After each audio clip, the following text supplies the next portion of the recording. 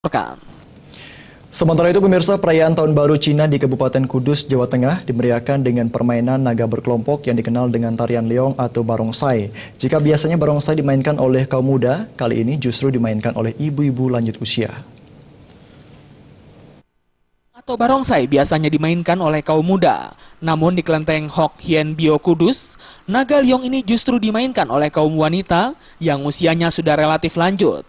Diiringi dentuman genderang, 9 wanita yang rata-rata berusia di atas 55 tahun ini masih penuh semangat memainkan naga leong dengan berbagai variasi gerak, seperti meliuk-liuk, berputar, hingga berlari.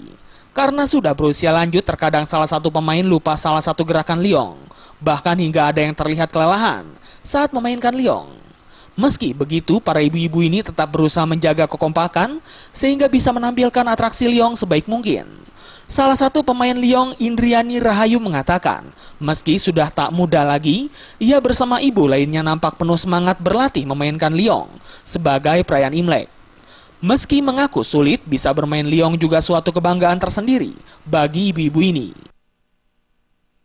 Selama ini leong kan laki-laki banyak kan ya umumnya, terus ibu kepingin, dan kebetulan pelatihnya Pak Zena bilang kalau mau juga bisa lah dilatih daripada biasa di dapur terus. Selama ini masih aktif untuk main, Bu?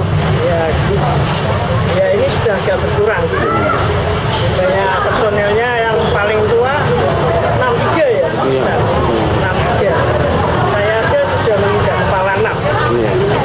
Tapi masih bisa main kepala leong, Bu ya? Ya, lumayan lah.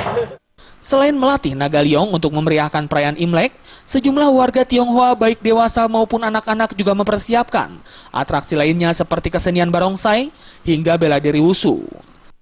Dari Kudus, Jawa Tengah,